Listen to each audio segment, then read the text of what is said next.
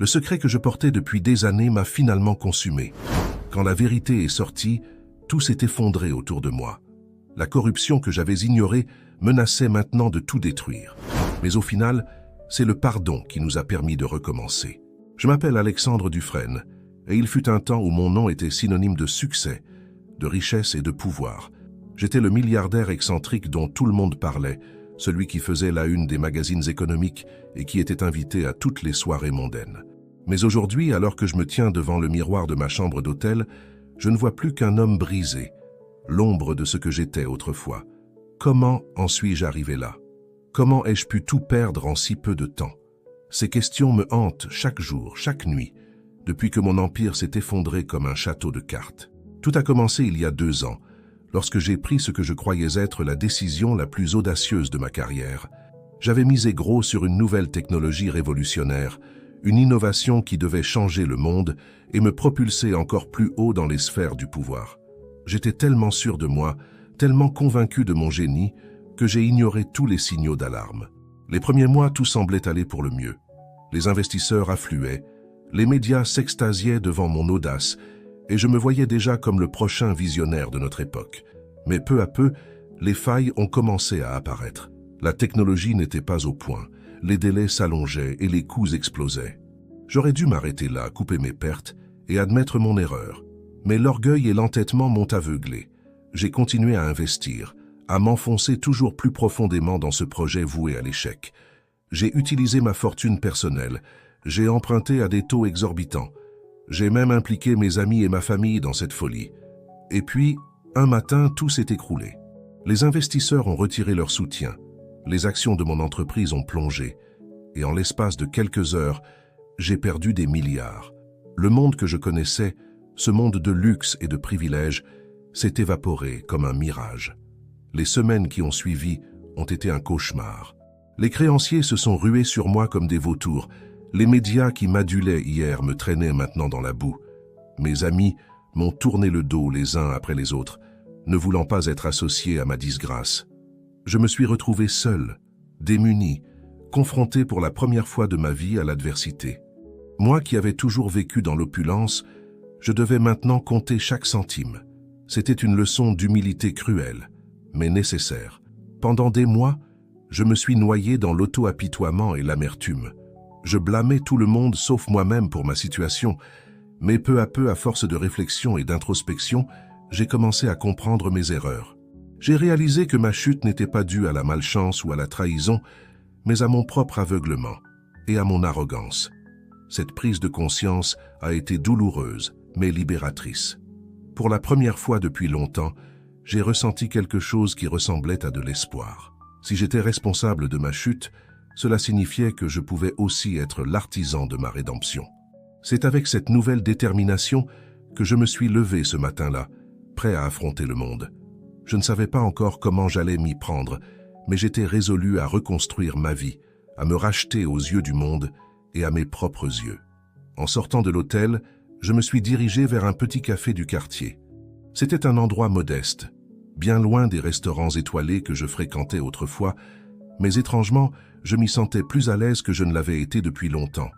Alors que je sirotais mon café, mon regard a été attiré par une femme assise à une table voisine. Il y avait quelque chose dans son attitude, dans la façon dont elle observait les gens autour d'elle, qui m'intriguait. Elle semblait à la fois forte et vulnérable, comme quelqu'un qui avait traversé des épreuves, mais qui en était sorti plus forte. Sans vraiment réfléchir, je me suis levé et me suis approché de sa table. « Excusez-moi », ai-je dit. « Je m'appelle Alexandre Dufresne. Je sais que cela peut paraître étrange, mais j'aimerais vous parler si vous le voulez bien. » Elle m'a regardé avec un mélange de surprise et de méfiance. Pendant un instant, j'ai cru qu'elle allait m'envoyer promener. Mais alors, quelque chose dans son regard a changé. Elle a hoché la tête et m'a fait signe de m'asseoir. « Je m'appelle Élise Beaumont », a-t-elle dit d'une voix calme mais assurée. « Et je dois avouer que je suis curieuse de savoir ce qu'un homme comme vous peut bien vouloir me dire. » À ce moment-là, je ne savais pas encore à quel point cette rencontre allait changer ma vie. Je ne savais pas que cette femme, Élise Beaumont, allait devenir la clé de ma rédemption, mon allié dans l'adversité et bien plus encore. Tout ce que je savais, c'est que pour la première fois depuis ma chute, Je sentais une étincelle d'espoir s'allumer en moi. Et alors que je commençais à lui parler, à lui raconter mon histoire, je sentais que quelque chose de nouveau était en train de naître.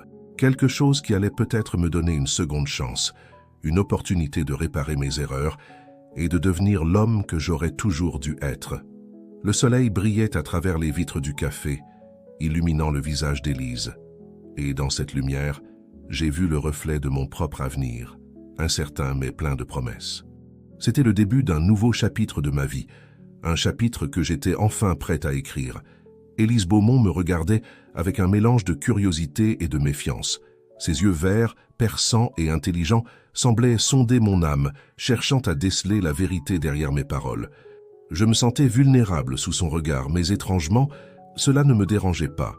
Pour la première fois depuis longtemps, j'avais l'impression d'être vu pour qui j'étais vraiment, sans le filtre de ma richesse ou de ma réputation.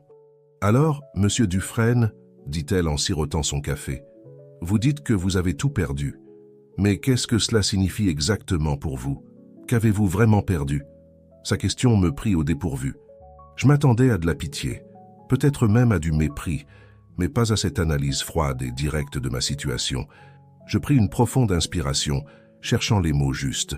« J'ai perdu mon empire financier, commençai-je. Des milliards d'euros, des entreprises, des propriétés. Tout s'est évaporé en quelques semaines. Mais ce n'est pas le pire. J'ai perdu la confiance de mes amis, le respect de mes pairs, l'admiration du public.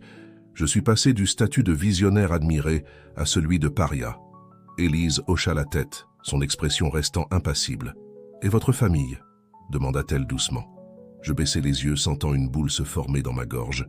Ma femme m'a quitté peu après ma faillite. Mes enfants, ils ne me parlent plus. Ils me voient comme un échec, un homme qui a tout gâché par arrogance et stupidité. Un silence s'installa entre nous, lourd de non-dits et d'émotions refoulées. Finalement, Élise reprit la parole, sa voix empreinte d'une douceur inattendue. « Je comprends, Alexandre. Croyez-le ou non, j'ai vécu quelque chose de similaire il y a quelques années. » Je relevai la tête, surpris. « Vous ? Mais comment ?» Elle eut un sourire triste. « Oh, mon histoire n'est pas aussi spectaculaire que la vôtre. Je n'étais pas milliardaire, loin de là. Mais j'avais une vie confortable, une carrière prometteuse dans la finance. Et puis, j'ai fait un mauvais choix. J'ai investi tout ce que j'avais dans une start-up qui semblait révolutionnaire. En l'espace de quelques mois, j'ai tout perdu. Ma maison, mes économies, mon travail, je l'écoutais fasciné. Comment cette femme qui semblait si forte et assurée avait-elle pu traverser une telle épreuve? « Comment avez-vous survécu ?» demandai-je, avide d'en savoir plus. Élise prit une gorgée de café avant de répondre. « Ce n'était pas facile. Il y a eu des moments où j'ai pensé que je ne m'en sortirais jamais. Mais peu à peu, j'ai appris à voir ma situation sous un nouvel angle. J'ai réalisé que perdre tout ce que j'avais m'avait en fait libéré. Je n'avais plus rien à perdre, donc je pouvais tout recommencer, sans peur. » Ces paroles résonnaient en moi d'une manière que je n'aurais jamais cru possible. Pour la première fois depuis ma chute, je sentais une lueur d'espoir s'allumer en moi. « Et qu'avez-vous fait ensuite ?» demandai-je pendu à ses lèvres. « J'ai recommencé à zéro », répondit-elle simplement. « J'ai trouvé un petit boulot, j'ai économisé chaque centime. Et puis, j'ai commencé à aider d'autres personnes qui étaient dans la même situation que moi. J'ai créé un petit groupe de soutien qui est devenu une association, puis une fondation. » Je la regardais avec un mélange d'admiration et d'incrédulité. Cette femme avait réussi à transformer sa tragédie personnelle en quelque chose de positif, quelque chose qui aidait les autres. C'était exactement ce que je voulais faire, même si je ne savais pas encore comment m'y prendre. « Votre fondation, dis-je lentement. De quoi s'agit-il exactement ?» Les yeux d'Élise s'illuminèrent lorsqu'elle commença à m'expliquer. « Nous aidons les gens qui ont tout perdu à se reconstruire. Nous offrons des conseils financiers, un soutien psychologique, de l'aide pour trouver un emploi ou un logement. Mais surtout, nous leur montrons qu'il est possible de rebondir, de reconstruire sa vie même après avoir tout perdu. » Je l'écoutais, fasciné. C'était comme si elle parlait directement à mon âme, comme si elle avait les réponses aux questions que je me posais depuis des mois. « C'est extraordinaire, » murmurai-je. « J'aimerais tellement pouvoir faire quelque chose de similaire. Utiliser ce qui me reste de mon influence, de mes ressources, pour aider les autres. Mais je ne sais pas par où commencer. » Élise me regarda longuement, comme si elle essayait de lire en moi. Puis, elle sourit. « Peut-être que je peux vous aider avec ça, Alexandre. Peut-être que nous pouvons nous aider mutuellement. Je sentis mon cœur s'accélérer. Que voulez-vous dire? Eh bien, dit-elle lentement, ma fondation fait du bon travail, mais nous manquons cruellement de ressources. Avec votre expérience, vos contacts, nous pourrions faire tellement plus. Et en retour, je peux vous montrer comment utiliser vos compétences pour vraiment faire une différence dans la vie des gens. Je la regardais, stupéfait. Était-ce possible? Était-ce la chance que j'attendais? L'opportunité de me racheter, de donner un sens à ma vie? Je ne sais pas quoi dire, balbutiai-je. C'est une offre incroyable, mais êtes-vous sûr? Après tout, vous ne me connaissez pas. Je suis un homme en disgrâce, un paria. Élise secoua la tête, un sourire doux aux lèvres. Je vois un homme qui a fait des erreurs, oui. Mais je vois aussi un homme qui veut se racheter, qui veut faire le bien. C'est exactement le genre de personne dont nous avons besoin. Je sentis des larmes me monter aux yeux. Pour la première fois depuis des mois, je me sentais compris, accepté. Je tendis la main et saisis celle d'Élise. « Merci », dis-je simplement. « Je ne sais pas comment je pourrais vous remercier pour cette chance. » Elle serra ma main en retour. « Ne me remerciez pas encore, Alexandre. Nous avons beaucoup de travail devant nous. Ce ne sera pas facile, vous savez. Il y aura des obstacles, des déceptions. » Je hochai la tête, déterminé. « Je suis prêt. Pour la première fois depuis longtemps, je me sens prêt à affronter n'importe quoi. » Alors que nous quittions le café, je sentais que quelque chose avait changé en moi. L'homme brisé qui était entré dans ce café quelques heures plus tôt n'existait plus. À sa place se tenait un homme nouveau, plein d'espoir et de détermination. Je ne savais pas encore quelles épreuves m'attendaient, quels défis je devrais relever. Mais une chose était certaine. Avec Élise à mes côtés, j'étais prêt à tout affronter. Une nouvelle page de ma vie venait de s'ouvrir, et j'étais impatient de découvrir ce qu'elle allait m'apporter. Les semaines qui suivirent ma rencontre avec Élise furent un tourbillon d'activités. Chaque jour apportait son lot de défis, mais aussi d'espoirs renouvelés. Je me plongeais corps et âme dans le travail de la Fondation, déterminé à prouver ma valeur et à faire une réelle différence. Le premier grand défi fut de convaincre mes anciens contacts de soutenir notre cause. Je me souviens encore de ma première tentative pour approcher Bernard Leroy, un ancien associé qui m'avait tourné le dos après ma chute. « Alexandre », dit-il, avec un mélange de surprise et de méfiance lorsque je l'appelais, « je ne m'attendais pas à avoir de tes nouvelles. » Je pris une profonde inspiration avant de répondre. « Bernard, je sais que notre dernière rencontre n'a pas été agréable. Mais j'ai changé, et j'ai besoin de ton aide pour quelque chose d'important. » Il y eut un long silence à l'autre bout de la ligne. Je pouvais presque entendre les rouages tourner dans son esprit, pesant le pour et le contre. « De quoi s'agit-il » demanda-t-il finalement, sa curiosité piquée malgré lui. Je lui parlais alors de la Fondation, de notre mission d'aider ceux qui avaient tout perdu à se reconstruire. Je lui expliquais comment nous combinions l'expertise financière d'Élise avec mes contacts et mon expérience des affaires pour créer quelque chose de vraiment unique. À ma grande surprise, Bernard sembla intéressé. « C'est inattendu de ta part, Alexandre, » admit-il. « Mais je dois dire que ça m'intrigue. Que puis-je faire pour aider ?» Ce fut le début d'une série de conversations similaires avec d'anciens collègues, partenaires et même rivaux. Certains me repoussèrent, bien sûr, mais beaucoup furent intrigués par ce nouveau chapitre de ma vie. Peu à peu, nous commençâmes à rassembler les ressources dont nous avions besoin pour développer la Fondation. Élise, quant à elle, m'impressionnait chaque jour davantage. Sa détermination, sa compassion et son intelligence étaient une source constante d'inspiration. Elle avait une façon unique de voir le potentiel en chaque personne que nous aidions, même dans les cas les plus désespérés. Je me souviens en particulier d'une jeune femme, Marie, qui vint nous voir un jour. Elle avait perdu son emploi, son appartement, et était au bord du désespoir. Élise passa des heures à l'écouter, à la conseiller, à l'aider à élaborer un plan pour se remettre sur pied. « Tu vois, Alexandre, » me dit Élise après le départ de Marie, « c'est pour ça que nous faisons ce travail, pour redonner espoir à des gens comme elle. » Je hochai la tête, ému. « Tu as raison. C'est tellement plus gratifiant que tout ce que j'ai pu faire avant. » Mais notre travail n'était pas sans difficulté. Nous faisions face à une bureaucratie parfois écrasante, à des donateurs capricieux et à des bénéficiaires qui parfois perdaient espoir malgré tous nos efforts.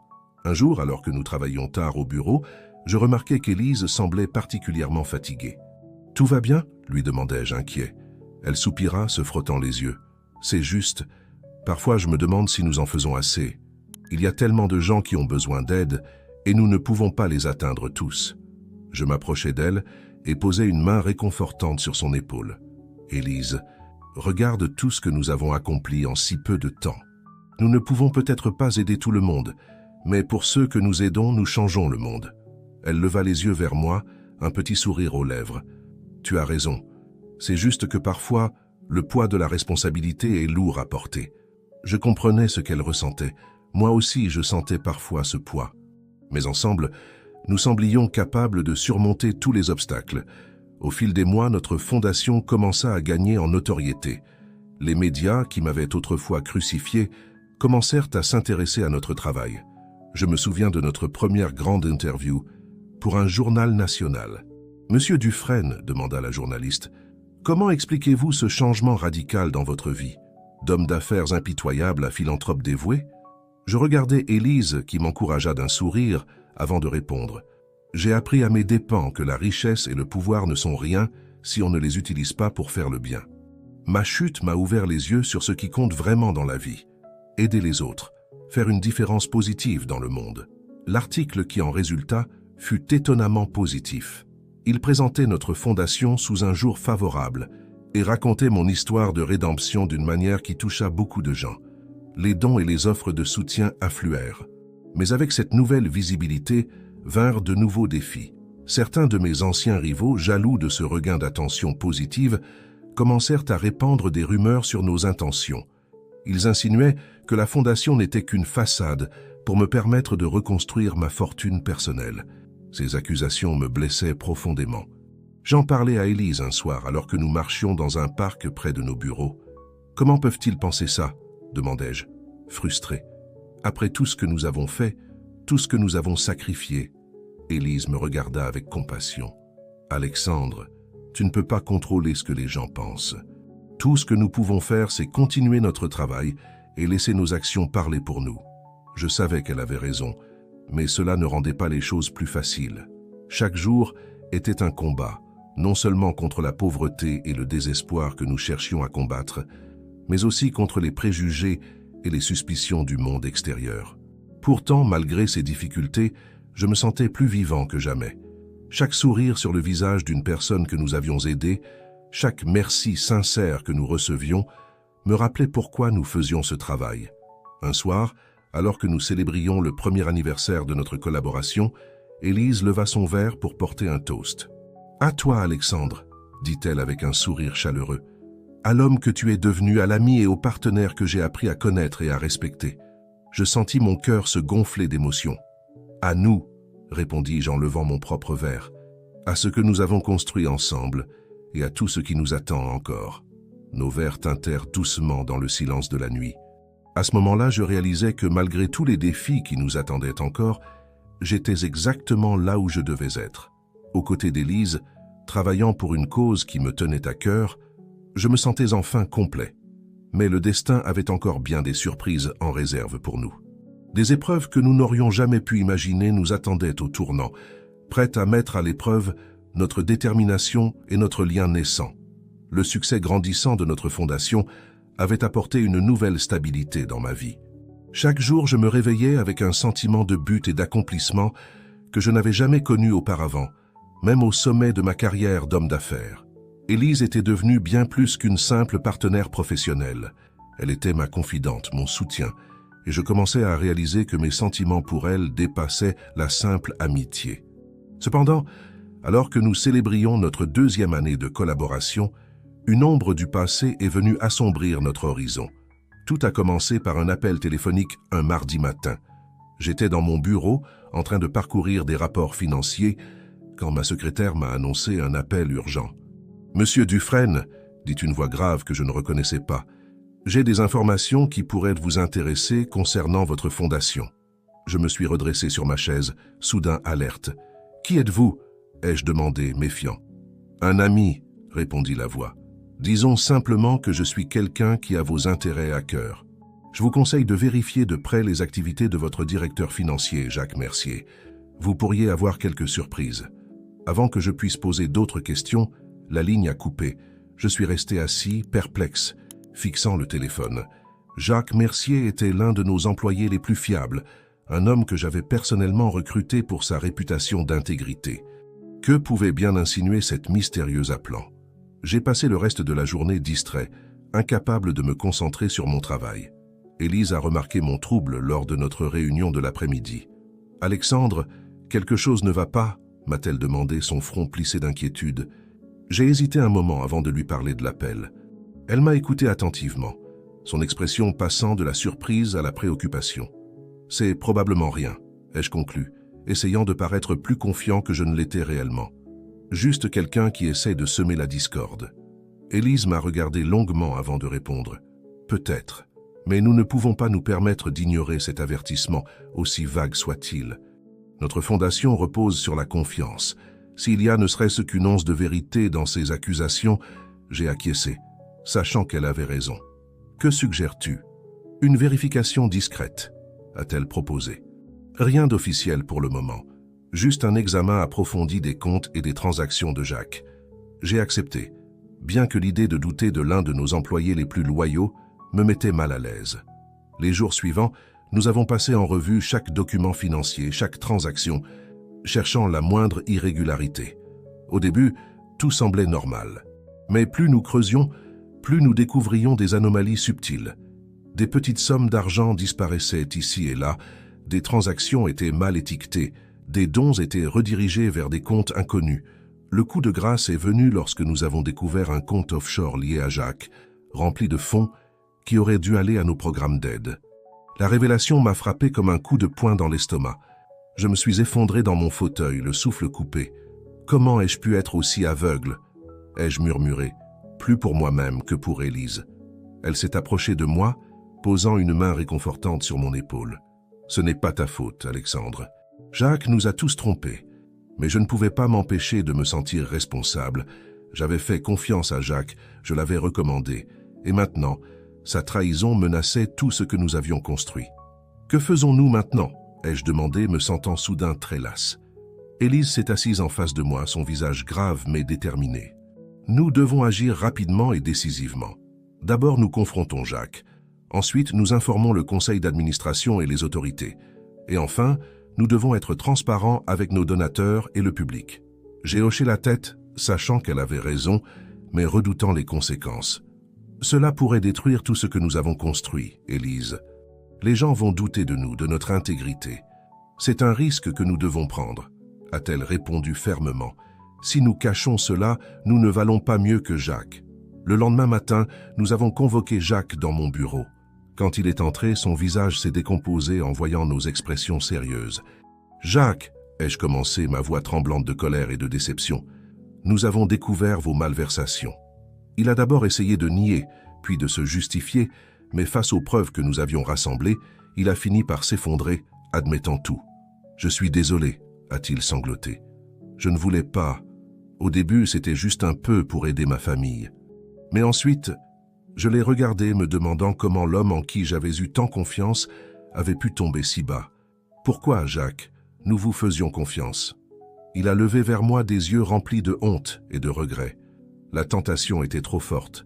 Tout cet argent qui passait entre mes mains, j'ai pensé que personne ne remarquerait si j'en prenais un peu. Nous avons passé les heures suivantes à gérer les conséquences de cette révélation. Jacques a été immédiatement licencié et remis aux autorités. Nous avons convoqué une réunion d'urgence du conseil d'administration pour les informer de la situation. Le plus dur a été la conférence de presse que nous avons dû organiser pour informer le public. Debout devant une foule de journalistes avides, j'ai dû admettre notre échec. Nous avons été trahis, ai-je déclaré, ma voix tremblante mais déterminée. Mais nous assumons l'entière responsabilité de ce qui s'est passé. Nous mettrons tout en œuvre pour récupérer les fonds détournés et renforcer nos contrôles internes. Les jours qui ont suivi ont été un tourbillon de réunions de crise, d'interviews avec les médias et de discussions tendues avec nos principaux donateurs. Certains nous ont abandonnés, ne pouvant plus nous faire confiance. D'autres, heureusement, ont apprécié notre honnêteté et notre réaction rapide. Au milieu de cette tempête, Élise a été mon roc. Sa force, sa détermination et sa sagesse m'ont maintenu à flot quand je pensais couler.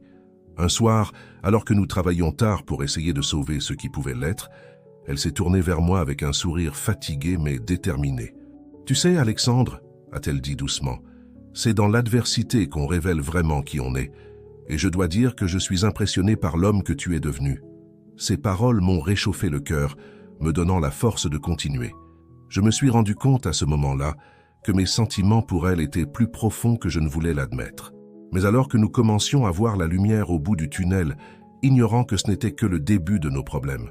Car dans l'ombre, quelqu'un observait, attendant le bon moment pour frapper et détruire tout ce que nous avions construit. Les semaines qui suivirent la révélation du scandale furent les plus éprouvantes de ma vie. Chaque jour apportait son lot de nouveaux défis, de critiques acerbes et de doutes lancinants. La fondation, que nous avions bâtie avec tant d'amour et de dévouement, semblait s'effriter sous nos pieds. Un matin, alors que je me préparais à affronter une nouvelle journée de chaos, mon téléphone sonna. C'était Élise, sa voix tendue et urgente. « Alexandre, allume la télévision. Maintenant. » Intrigué et inquiet, j'obéis. Ce que je vis me glaça le sang. À l'écran, une présentatrice au visage grave annonçait « Une enquête exclusive révèle que le scandale de la Fondation Dufresne pourrait n'être que la partie émergée de l'iceberg. » Des sources anonymes affirment que l'ancien magnate des affaires, Alexandre Dufresne, aurait utilisé la fondation comme façade pour blanchir de l'argent et éviter l'impôt. Je restais figé, incapable de croire ce que j'entendais. C'était un cauchemar. Tout ce que nous avions construit, tout ce en quoi nous croyions, était en train d'être détruit par des mensonges éhontés. « Alexandre !» La voix d'Élise me ramena à la réalité. « Tu es toujours là ?»« Oui », réussis-je à articuler. « Élise, c'est un désastre. »« Je sais, » dit-elle, sa voix empreinte de détermination. « Mais nous allons nous battre. Rejoins-moi au bureau immédiatement. Nous devons préparer notre réponse. » Dans les heures qui suivirent, notre bureau devint une véritable ruche. Avocats, conseillers en relations publiques, membres du conseil d'administration, tous s'activèrent frénétiquement pour tenter de contenir la crise. Au milieu de ce chaos, Élise restait un roc de stabilité. Elle coordonnait nos efforts, répondait aux appels incessants des médias, rassurait notre personnel paniqué. Je l'observais, admiratif de sa force et de sa résilience. « Comment fais-tu pour rester si calme ?» lui demandai-je pendant une rare accalmie. Elle me regarda, un petit sourire aux lèvres malgré la fatigue évidente dans ses yeux. « Parce que je sais que nous n'avons rien à nous reprocher, Alexandre. Ces accusations sont absurdes, et nous allons le prouver. » Sa confiance était contagieuse, mais je ne pouvais m'empêcher de me demander d'où venaient ces attaques. Qui pouvait bien vouloir nous détruire à ce point? La réponse à cette question allait bientôt se révéler, de la manière la plus inattendue qui soit. Quelques jours après l'éclatement du scandale, alors que nous luttions toujours pour rétablir notre réputation, je reçus un appel d'un numéro inconnu. « Alexandre Dufresne ?» demanda une voix féminine que je ne reconnus pas immédiatement. « Oui, c'est moi », répondis-je méfiant. « Ah, Alexandre, ça fait longtemps, n'est-ce pas ?» Soudain, je sentis mon sang se glacer dans mes veines. Cette voix, c'était impossible. « Camille ?» murmurai-je, incrédule. Un rire léger résonna à l'autre bout de la ligne. « Je vois que tu ne m'as pas oublié. C'est touchant. » Camille, mon ex-fiancée, celle que tout le monde croyait. Je n'arrivais même pas à formuler la pensée. « Comment est-ce possible ?» balbutiai-je. « Tout le monde pensait que tu étais morte ?» Elle termina ma phrase avec une froideur qui me fit frissonner. C'était l'idée, mon cher. Disparaître, recommencer à zéro. Loin de toi et de ton monde d'argent et de pouvoir. Mon esprit tourbillonnait. Camille, vivante. Après toutes ces années, pourquoi maintenant? Demandai-je, essayant de garder mon calme. Pourquoi réapparaître après tout ce temps? Oh, Alexandre, dit-elle, sa voix dégoulinante de fausse sympathie. Tu ne comprends donc pas? C'est moi qui suis derrière tout ça. Les rumeurs, les accusations. C'est ma petite vengeance personnelle. Je sentis le sol se dérober sous mes pieds. Camille, la femme que j'avais aimée, que j'avais pleurée, était maintenant mon ennemi juré. « Mais pourquoi ?» demandai-je, la voix brisée. « Qu'ai-je fait pour mériter ça? Ce que tu as fait ?» Sa voix se durcit soudainement. « Tu m'as abandonné, Alexandre. Tu as choisi ta précieuse carrière plutôt que notre amour. Et maintenant, je vais détruire tout ce que tu as construit pièce par pièce. » Avant que je puisse répondre, elle raccrocha, me laissant seul avec le poids écrasant de cette révélation. Les jours qui suivirent furent un brouillard de confusion et de peur. Je ne savais pas comment gérer cette nouvelle menace. Devais-je en parler à Élise? À la police? Camille avait-elle vraiment le pouvoir de nous détruire? Finalement, incapable de porter ce fardeau seul, je décidai de tout révéler à Élise. Un soir, alors que nous étions seuls au bureau, je lui racontais toute l'histoire. Camille, notre relation passée, sa supposée disparition et maintenant son retour vengeur. Élise m'écouta en silence, son visage passant de la surprise à l'inquiétude puis à la détermination. « Alexandre, dit-elle doucement quand j'eus fini, nous allons affronter ça ensemble. Camille ne peut pas détruire ce que nous avons construit. Nous sommes plus forts que ça. » Sa confiance, sa loyauté inébranlable me touchèrent profondément. À ce moment-là, je réalisais pleinement à quel point Élise était devenue importante pour moi. Pas seulement comme partenaire dans notre fondation, mais comme quelque chose de plus. « Élise, commençai-je, hésitant. Je ne sais pas comment te remercier. Pour tout, pour être là, pour croire en moi malgré tout. » Elle me regarda, un sourire doux aux lèvres. « Tu n'as pas à me remercier, Alexandre. Nous sommes une équipe, n'est-ce pas ?» Je hochai la tête, sentant une vague d'émotion me submerger. Sans réfléchir, je me penchai vers elle, nos visages se rapprochant. Soudain, la porte du bureau s'ouvrit brusquement, nous faisant sursauter. C'était Marie, notre assistante, le visage pâle et les yeux écarquillés. « Monsieur Dufresne, Madame Beaumont, » dit-elle essoufflée. « Vous devez voir ça immédiatement. » Elle alluma la télévision du bureau. Ce que nous vîmes nous laissa sans voix. Des images de notre fondation, de nos bénéficiaires, de nos programmes d'aide, tout était présenté sous un jour sinistre, accompagné d'insinuations de fraude et de manipulation. Et là, au centre de tout ça, une femme que je n'avais pas vue depuis des années. Camille, plus belle et plus dangereuse que jamais, racontant au monde entier comment Alexandre Dufresne l'avait utilisée, puis abandonnée. Alors que nous regardions, pétrifiés, je sentis la main d'Élise se glisser dans la mienne. Je la serrai, puisant de la force dans ce simple contact. « Nous allons surmonter ça », murmura-t-elle. « Ensemble ». Je hochai la tête, déterminé malgré la peur qui me nouait l'estomac. Camille avait peut-être déclenché une tempête, mais nous étions prêts à l'affronter. La bataille pour sauver notre fondation, notre réputation et peut-être même nos vies ne faisait que commencer. Les jours qui suivirent la révélation de Camille furent un tourbillon de chaos et d'incertitude. Chaque matin, je me réveillais avec la crainte de découvrir une nouvelle attaque contre notre fondation, une nouvelle accusation qui pourrait tout détruire. Élise et moi travaillions sans relâche pour contrer les allégations de Camille. Nous organisions des conférences de presse, rencontrions nos donateurs un par un pour les rassurer et passions des heures interminables avec nos avocats pour préparer notre défense. Mais malgré tous nos efforts, je sentais que nous perdions du terrain. Les médias semblaient avoir choisi leur camp, préférant le scandale sensationnel à la vérité moins excitante. Nos soutiens s'effritaient, nos financements se tarissaient. Un soir, alors que nous étions seuls dans le bureau, épuisés après une autre journée de lutte, Élise se tourna vers moi, les yeux brillants de détermination. « Alexandre, » dit-elle doucement, « nous ne pouvons pas continuer comme ça, nous devons passer à l'offensive. » Je la regardais, intrigué. « Que veux-tu dire ?» Elle se leva et commença à faire les 100 pas, son esprit visiblement en ébullition. Camille a l'avantage parce qu'elle contrôle le récit. Nous devons reprendre ce contrôle. Il est temps de raconter notre histoire, la vraie histoire. Je hochai la tête, comprenant où elle voulait en venir. « Tu as raison. Mais comment ?»« Un documentaire, » répondit-elle sans hésitation. « Nous allons filmer le travail réel de la Fondation, montrer les vies que nous avons changées. Et nous allons raconter ton histoire, Alexandre. La vérité sur toi, sur Camille, sur tout. » L'idée était audacieuse, risquée même. Mais plus j'y pensais, plus je réalisais que c'était peut-être notre seule chance. « D'accord, » dis-je finalement. « Faisons-le. » Les semaines suivantes furent intenses. Nous avons engagé une équipe de documentaristes indépendants, leur donnant un accès total à nos opérations.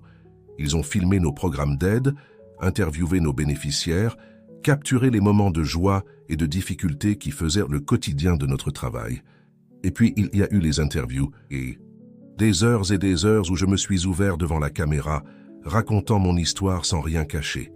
Ma montée fulgurante dans le monde des affaires, ma relation avec Camille, sa disparition présumée, ma chute et finalement ma rédemption à travers la Fondation. Ce fut un processus cathartique, douloureux parfois, mais libérateur.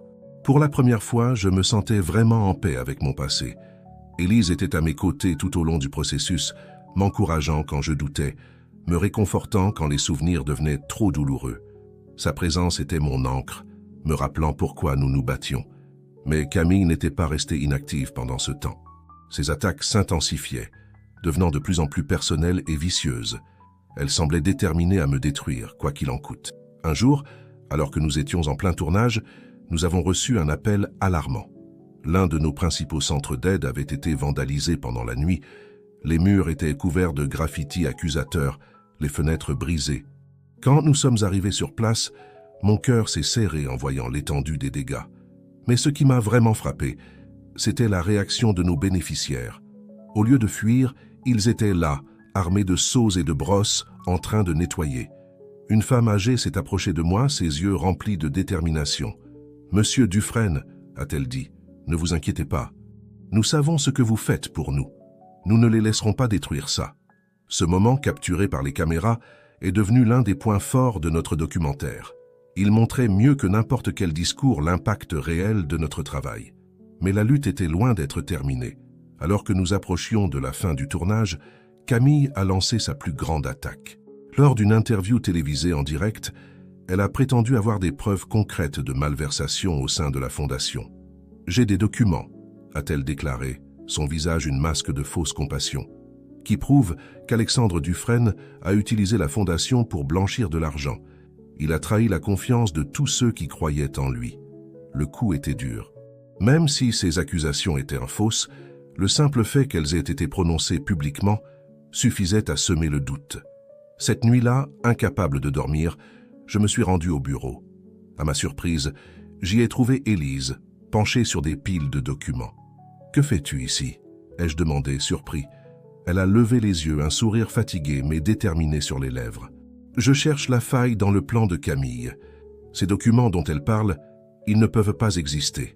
Nous devons trouver comment elle a fabriqué ces preuves. » Je me suis assis à côté d'elle, touché par son dévouement. « Élise, » ai-je dit doucement, « tu n'as pas à faire ça.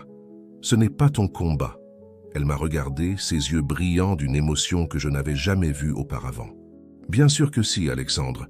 C'est notre combat. Je suis avec toi dans cette épreuve, jusqu'au bout. » À ce moment-là, quelque chose a changé entre nous. Les mots n'étaient plus nécessaires. Lentement, nous nous sommes rapprochés l'un de l'autre, nos lèvres se rencontrant dans un baiser doux et passionné. Quand nous nous sommes séparés, je me suis senti plus fort que jamais. Avec Élise à mes côtés, je savais que nous pouvions affronter n'importe quoi. Les jours suivants ont été un tourbillon d'activités. Nous avons travaillé sans relâche, examinant chaque document, chaque transaction. Et finalement, nous l'avons trouvé, la faille dans le plan de Camille. Les documents qu'elle prétendait avoir étaient des faux, habilement fabriqués mais pas assez pour résister à un examen approfondi. Avec l'aide de nos avocats et d'experts en forensique numérique, nous avons pu prouver la supercherie. Le jour de la sortie de notre documentaire approchait. Nous savions que c'était notre dernière chance de rétablir la vérité, de sauver la Fondation et tout ce en quoi nous croyions. La veille de la première, Élise et moi nous sommes retrouvés sur le toit de notre immeuble, regardant la ville s'étendre à nos pieds. « Quoi qu'il arrive demain, » ai-je dit, serrant sa main dans la mienne, « je veux que tu saches que je n'aurais pas pu traverser tout ça sans toi. » Elle m'a souri, ses yeux brillants dans la lumière du crépuscule. « Nous l'avons traversé ensemble, Alexandre. Et c'est ensemble que nous affronterons ce qui nous attend. » Alors que le soleil se couchait sur la ville, colorant le ciel de teintes orangées et violettes, j'ai senti un mélange d'appréhension et d'espoir. Demain serait le jour de vérité, le jour où nous saurions si tout ce pourquoi nous nous étions battus allait survivre ou s'effondrer. Mais quoi qu'il arrive, je savais une chose avec certitude. Avec Élise à mes côtés, j'étais prêt à affronter n'importe quelle tempête. Le jour de la première de notre documentaire était enfin arrivé. L'atmosphère était électrique, un mélange palpable d'anticipation et d'anxiété. Élise et moi étions debout dans le hall du cinéma, accueillant les invités avec des sourires nerveux. Chaque visage familier qui franchissait les portes, journalistes, donateurs, bénéficiaires de notre fondation, me rappelait l'importance de ce moment. « Tu es prêt ?» murmura Élise, sa main trouvant discrètement la mienne. J'acquiesçai, serrant sa main en retour. Aussi près que je peux l'être. Alors que nous nous dirigions vers la salle de projection, Je ne pouvais m'empêcher de penser à Camille. Allait-elle apparaître? Avait-elle prévu une dernière attaque surprise? Les lumières s'éteignirent et le film commença. Pendant les 2 heures suivantes, je regardais ma vie se dérouler sur grand écran. Les moments de triomphe et de défaite, les erreurs et les leçons apprises. C'était étrange et parfois inconfortable de se voir ainsi exposé, mais c'était aussi libérateur.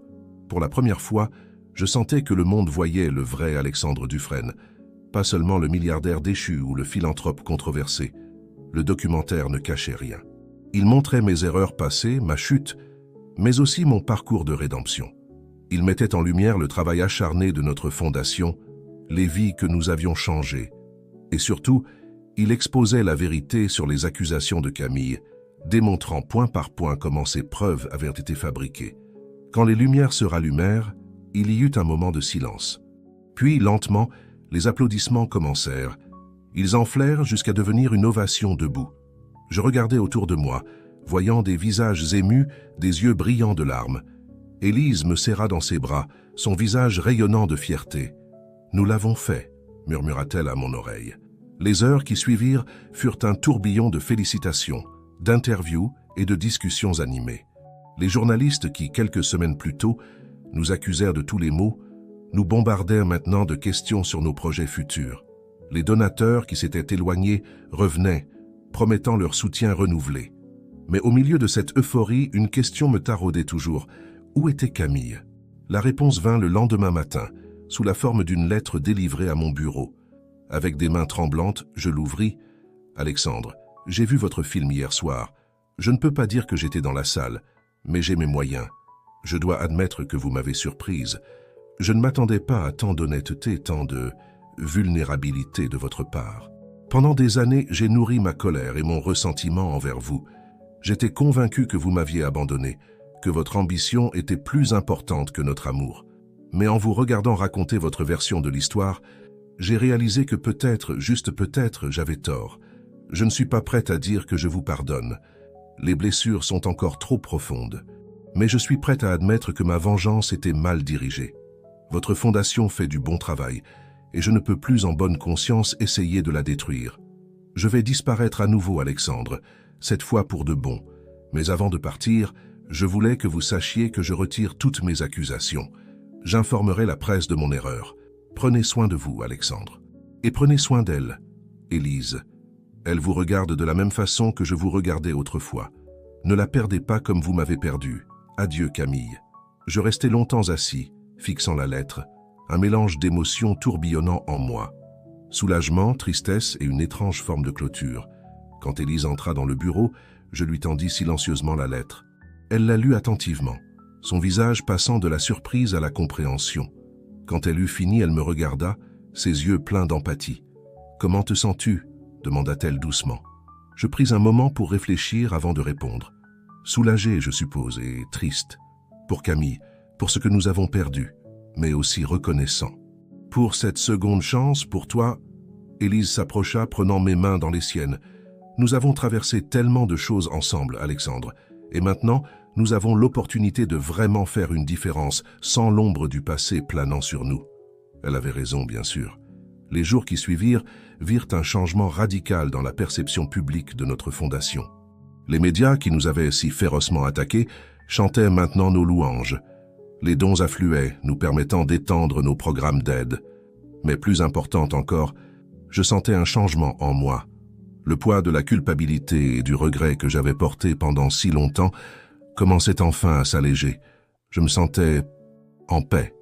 Un soir, alors qu'Élise et moi travaillions tard au bureau, je me tournai vers elle, frappé par une soudaine réalisation. « Élise, dis-je, je crois que je suis amoureux de toi. » Elle me regarda, un sourire doux aux lèvres. « Je sais, Alexandre, je t'aime aussi. » Ce moment simple et profond marqua le début d'un nouveau chapitre de nos vies. Nous continuions à diriger la fondation, mais maintenant nous le faisions non seulement en tant que partenaires, mais en tant que couple. Les mois passèrent, apportant de nouveaux défis et de nouvelles victoires. Nous ouvrîmes de nouveaux centres d'aide, lançâmes des programmes innovants pour lutter contre la pauvreté et l'inégalité. Chaque jour, je me réveillais avec un sentiment de but et de gratitude. Un an après la sortie du documentaire, Élise et moi nous tenions main dans la main, sur la scène d'une grande conférence sur la philanthropie. Devant nous, une salle remplie de personnes inspirées par notre histoire, prêtes à s'engager dans leurs propres projets caritatifs. Alors que je regardais tous ces visages pleins d'espoir, je réalisais que mon voyage de rédemption était enfin terminé. J'avais trouvé ma voie, mon but, et avec Élise à mes côtés, j'étais prêt à affronter tout ce que l'avenir pourrait nous réserver. Mesdames et messieurs, commençai-je ma voix forte et claire, bienvenue dans un nouveau chapitre de notre histoire. Un chapitre où chacun d'entre nous a le pouvoir de faire la différence. Élise serra ma main, son sourire rayonnant de fierté et d'amour. Ensemble, nous étions prêts à écrire ce nouveau chapitre, non seulement de nos vies, mais de toutes les vies que nous pourrions toucher à travers notre travail. L'avenir s'annonçait brillant, plein de promesses et de possibilités. Et pour la première fois depuis longtemps, j'étais impatient de voir ce qu'il nous réservait. 5 ans s'étaient écoulés depuis la sortie de notre documentaire, 5 années de travail acharné, de défis surmontés et de vies transformées. La fondation Dufresne-Beaumont, comme nous l'avions rebaptisée, était devenue un modèle d'excellence dans le monde de la philanthropie. Ce matin-là, je me tenais devant le miroir, ajustant ma cravate avec des mains légèrement tremblantes. C'était un grand jour, peut-être le plus important de ma vie. Nerveux, la voix douce d'Élise me fit sourire. Je me retournai pour la regarder, resplendissante dans sa robe blanche. Un peu, admis-je, mais surtout excitée. Elle s'approcha, posant ses mains sur mes épaules. Moi aussi. Qui aurait cru il y a 5 ans que nous en serions là aujourd'hui? Je la tirai dans mes bras, savourant ce moment de calme avant la tempête. Certainement pas moi, mais je ne changerai rien pour tout l'or du monde. Nous nous séparâmes à contre-cœur, sachant que nos invités nous attendaient. Main dans la main, nous descendîmes vers le jardin de la maison que nous avions acheté ensemble l'année précédente. Le jardin avait été transformé en un véritable paradis. Des rangées de chaises blanches s'alignaient devant un magnifique arc fleuri. Nos amis, notre famille, nos collègues et même certains des bénéficiaires de notre fondation étaient tous là, nous accueillant avec des sourires chaleureux. Alors que nous remontions l'allée, je ne pouvais m'empêcher de réfléchir au chemin parcouru. Il y avait eu des moments difficiles, bien sûr. Des jours où le poids de nos responsabilités semblait écrasant. Des nuits où les doutes nous assaillaient. Mais à chaque fois, nous avions trouvé la force de continuer, ensemble. La cérémonie fut simple mais émouvante. Lorsque nous échangeâmes nos vœux, je vis des larmes briller dans les yeux d'Élise, reflétant celles qui menaçaient de déborder des miens. « Alexandre, dit-elle, sa voix tremblante d'émotion, tu m'as montré ce que signifie vraiment la rédemption. Tu m'as appris que l'amour peut naître des cendres de la défaite et que la vraie force réside dans la capacité à se relever et à aider les autres. Je promets de t'aimer, de te soutenir et de t'inspirer chaque jour de notre vie ensemble. » Je pris une profonde inspiration, ému par ces paroles. « Élise, tu as été mon phare dans la tempête, mon ancre quand je dérivais. Tu m'as aidé à devenir un homme meilleur, à trouver un but plus grand que moi-même. Je promets de t'aimer inconditionnellement, de te chérir chaque jour et de continuer à construire avec toi un monde meilleur. » Lorsque nous fûmes déclarés mari et femme, les applaudissements et les acclamations de nos invités emplirent l'air. C'était un moment de pure joie, de célébration non seulement de notre amour, mais aussi de tout ce que nous avions accompli ensemble. La réception qui suivit fut animée et joyeuse.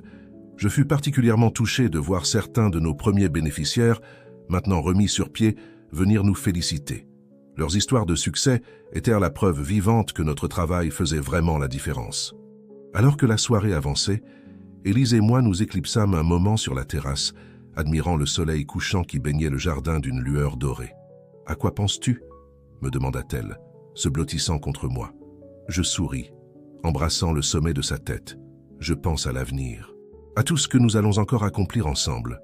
Elle leva les yeux vers moi, son regard brillant d'excitement. « J'ai une nouvelle à t'annoncer, » dit-elle doucement. « J'allais attendre après la lune de miel, mais je crois que c'est le bon moment. » Mon cœur se mit à battre plus vite. Que se passe-t-il? Elle prit ma main et la posa délicatement sur son ventre. « Nous allons avoir un bébé. » Je restai sans voix pendant un moment, submergé par l'émotion. Puis, je la serrai fort dans mes bras, des larmes de joie coulant librement sur mes joues. « Un bébé, » murmurai-je, incrédule. « Nous allons être parents. » Élise hocha la tête, son visage rayonnant de bonheur. « Joyeux, nous allons avoir notre propre petite famille. » Nous restâmes enlacés un long moment. savourant cette nouvelle qui rendait cette journée encore plus parfaite. Finalement, nous retournâmes à la fête, nos cœurs débordant d'amour et d'anticipation pour l'avenir. Plus tard dans la soirée, alors que je dansais avec Élise, je ne pus m'empêcher de réfléchir à tout ce qui avait conduit à ce moment. La chute de mon empire, ma rencontre fortuite avec Élise, les défis que nous avions surmontés ensemble, la croissance de notre fondation et maintenant notre mariage et l'annonce de notre futur enfant. C'était un parcours que je n'aurais jamais pu imaginer il y a quelques années. Un parcours qui m'avait appris l'humilité, la compassion et la vraie valeur de la vie. « À quoi penses-tu » demanda Élise, remarquant mon air pensif. Je souris, la serrant un peu plus près. Je pense que parfois, les plus grandes bénédictions naissent de nos plus grandes épreuves. Si je n'avais pas tout perdu, je ne t'aurais jamais rencontré. Je n'aurais jamais découvert cette nouvelle vocation. Je ne serais pas l'homme que je suis aujourd'hui. Elle hocha la tête, comprenant parfaitement. La vie a une façon étrange de nous mener exactement là où nous devons être, n'est-ce pas? En effet, acquiesçai-je, et je suis exactement là où je dois être. Avec toi. Alors que la musique continuait à jouer doucement, je réalisais que ce n'était pas la fin de notre histoire, mais plutôt le début d'un nouveau chapitre. Un chapitre rempli de promesses, d'amour et de la possibilité de faire encore plus de bien dans le monde. Avec Élise à mes côtés, notre fondation florissante et un bébé en route, je me sentais prêt à affronter tout ce que l'avenir pourrait nous réserver. Car quoi qu'il arrive, je savais que nous le traverserions ensemble, plus fort que jamais. Alors que la nuit tombait et que les étoiles commençaient à briller dans le ciel, je sus avec une certitude absolue que le meilleur était encore à venir. Notre histoire, celle d'Alexandre et Élise Dufresne-Beaumont, ne faisait que commencer. Et quelle belle histoire ce serait!